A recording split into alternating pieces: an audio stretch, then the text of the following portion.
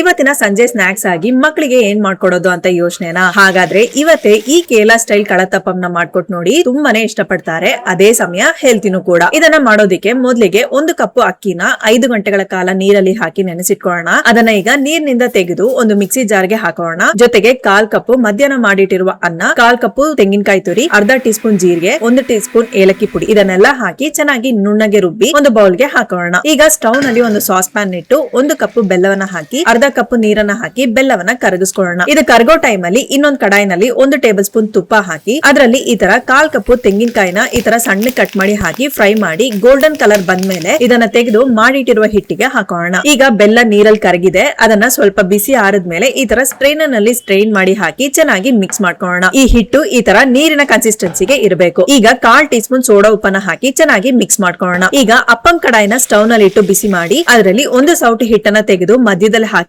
ಮುಚ್ಚಿಟ್ಟು low flame ನಲ್ಲಿ 2 ರಿಂದ 3 ನಿಮಿಷ ಚೆನ್ನಾಗಿ ಬೆಂದ್ಮೇಲೆ ತೆಗೆದ್ರೆ ತುಂಬಾನೇ ಟೇಸ್ಟ್ ಆದ ಕೇರಳ ಸ್ಟೈಲ್ ಕಳತಪ್ಪಂ ತಯಾರಿ.